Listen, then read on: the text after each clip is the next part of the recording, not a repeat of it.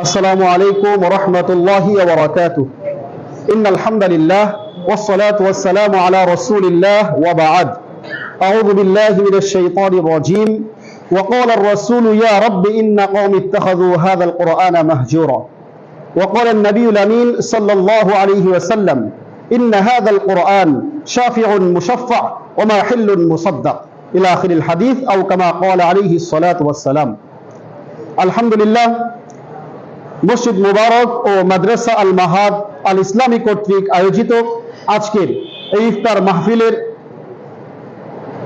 সম্মানিত সুযোগ্য সভাপতি এবং আমন্ত্রিত ওলামায়ে কেরাম এবং আমার সামনে উপস্থিত সুধী মণ্ডলী, সময় সংক্ষিপ্ত তাই অগোছালোভাবে কোরআনের গুরুত্ব নিয়ে দু একটি কথা বলবো। যেহেতু চলছে কোরআন নাজিলের মাস, আল্লাহ পাক বলছেন শাহরু রমাদান আল্লাযী উনজিলা ফীহিল কোরআন, এই রমজান মাস, এই মাসে কোরআনকে নাজিল করা হয়েছে।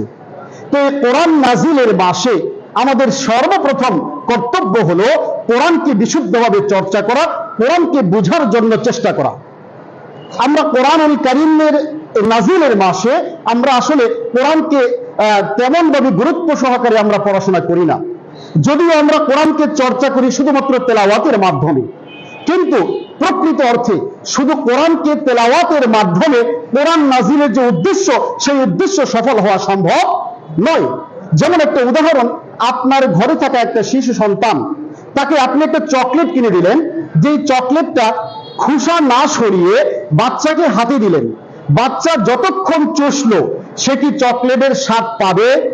পাবে না। সারাদিন চুষলেও চকলেটের স্বাদ পাবে না যদি আপনি খোসাকে না সরিয়ে দেন।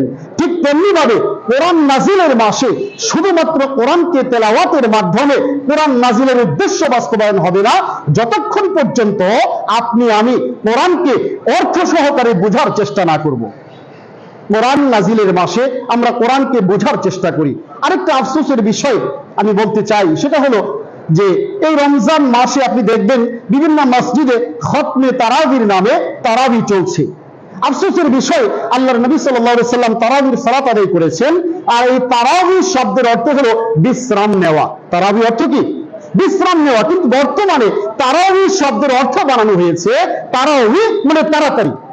তারাবি মানে তাড়াতাড়ি, আসলে তারাবি অর্থ বিশ্রাম, ধীরে ধীরে, আর এর অর্থ বানানো হয়েছে তাড়াতাড়ি। অর্থ যা অর্থ করা হয়েছে তার উল্টো। এই কোরআন নাজিলের মাসে কোরআনকে খতম করা হয়। কি করা হয়? আমরা আমাদের সমাজে বলি না যে তোকে খতম করে দেব। খতম মানে কি? শেষ করে দেব। আসলে তাই, কোরআন নাজিলের মাসে কোরআনকে বিশুদ্ধভাবে চর্চা না করে এই কোরআনকে খতম করা হচ্ছে। আজকে আমরা যারা তারাবির সালাত আদায় করি, আমরা কোরআনের নাজিলের মাসে কোরআনকে ধীরস্থিরতার সাথে তেলাওয়াত করব। আল্লাহর নবী সাল্লাল্লাহু আলাইহি ওয়াসাল্লাম বলছেন ইন্না হাযাল কোরআন, নিশ্চয়ই এই কোরআন শাফিউন মুশাফফা, কোরআন হচ্ছে সুপারিশকারী। কোরআন কি? সুপারিশকারী। আর এর সুপারিশ এমন শক্তিশালী সুপারিশ যে আল্লাহর এই কোরআন যদি কারো পক্ষে সুপারিশ করে, তার সুপারিশকে আল্লাহ অবশ্যই কবুল করবেন। আর যদি এই কোরআন কারো বিরুদ্ধে মামলা করে, আফসোসের বিষয়, তার মামলা অবশ্যই কার্যকর হবে। অতএব কোরআন নাজিলের মাসে আসুন আমরা কোরআনকে বিশুদ্ধভাবে চর্চা করি, কোরআনকে বিশুদ্ধ অর্থ সহকারে পড়ার চেষ্টা করি। আল্লাহ নবী বলছেন যে মান জাআলাহু আমামাহু ওয়াদাহু ইলাল জান্নাহ, যদি কেউ আল্লাহর এই কোরআনকে আইডল বানায়, আদর্শ বানায়, কোরআনকে বিশুদ্ধভাবে চর্চা করে দৃঢ়স্থিরতার সহিত তেলাওয়াত করে কোরআনকে তার জীবনের আদর্শ বানিয়ে দেয়, ওয়াদাহু ইলাল জান্নাহ, আল্লাহর কোরআন ওই ব্যক্তিকে জান্নাতে নিয়ে ছাড়বে। সুবহানাল্লাহ। তাই আসুন আমরা এই কোরআন নাজিলের মাসে কোরআন চর্চা করি, বিশুদ্ধভাবে তেলাওয়াত করি। আফসোসের বিষয়, আমরা অর্থ পড়ব কিভাবে?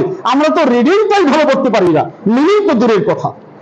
তাই আমাদেরকে রিডিং যেমনিভাবে শুদ্ধভাবে পড়তে হবে, পাশাপাশি মিনিং বোঝার চেষ্টা করতে হবে। তাই আসুন আমরা এই রমজান মাসে আমরা প্রতিজ্ঞাবদ্ধ হই যে এই রমজান থেকে আমরা কোরআনকে বিশুদ্ধভাবে রিডিং করব, পাশাপাশি কোরআনের অর্থ বোঝার চেষ্টা করব।